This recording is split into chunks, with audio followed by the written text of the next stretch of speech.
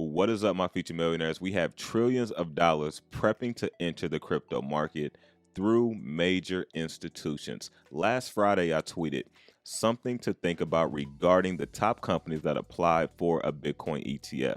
Now, we have to add fidelity to this because today it was just announced that they are filing for a spot Bitcoin ETF as well, as we can see by Watcher.Guru. Came out today with around 4.2 trillion assets under management. Now, heading back over to this tweet, we got BlackRock 9.5 trillion, which really set the stage for all these other companies below it refiling for their spot Bitcoin ETF, as well as Fidelity now filing for a spot ETF. So we got BlackRock 9.5 trillion, Fidelity 4.2 trillion, Invesco 1.5 trillion, Bitwise 1 trillion, WisdomTree 91 billion, Valkyrie 1 billion.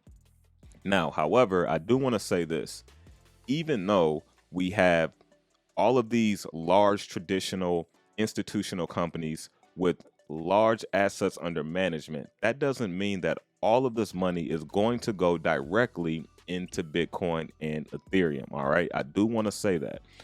And there is something else I'm going to say as well, which a lot of people aren't saying about this institutional money. But before we get into that, shout out to the Bitcoin therapist. He posted this the other day. You got BlackRock at 9 trillion. Now, BlackRock actually has a little bit over 9.5 trillion assets under management. But Bitcoin spot ETF for the activity, you got Fidelity 4.2 trillion, JPMorgan Chase, which is the tokenized USD Europe transfers via the JPMorgan coin. And honestly, in my opinion, this was done quietly. This wasn't really big news, and I think this was done on purpose. If you look right here, just to get a better understanding of what's going on with the JPMorgan coin, it helped address the complex changes of cross-border payments, simplify clients' liquidity funding needs, and offer next-generation corporate treasuries. Now, the inaugural product solution is JPMorgan Coin. JPM Coin is a permission system that serves as a payment rail and deposit account ledger that allows participating JPMorgan clients to transfer US dollars held on deposit with JPMorgan within the system, facilitating the movement of liquidity funding and payments in right time. So this was done very quietly, in my personal opinion. Now, heading back down on the list, we got Morgan Stanley with 3.1 trillion access to 3 Bitcoin funds, Goldman Sachs 2.6 trillion with OTC crypto trading. You got BNY Mellon, Invesco, Bank of America, all accumulating to around 27 trillion. So all of that is not going into Bitcoin. All of that is not going into Ethereum.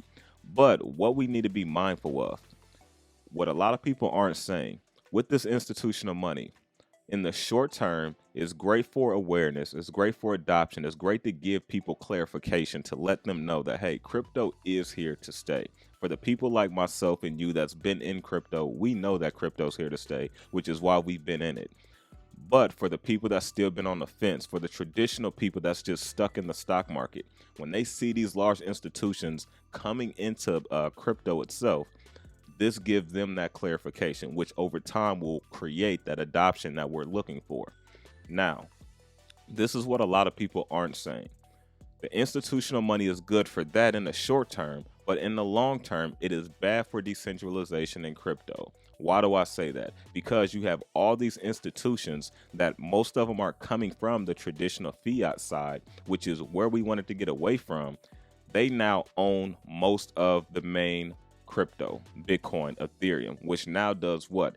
Give them control, right?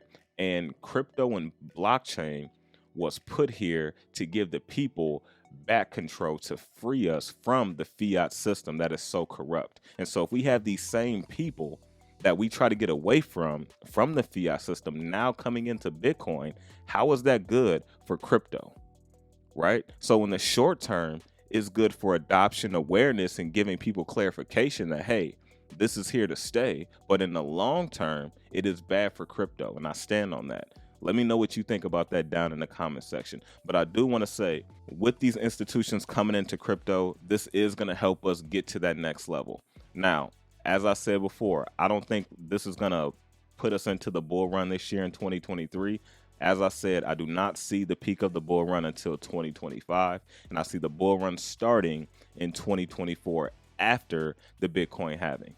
Some people disagree. However, only time will tell to see who's actually right.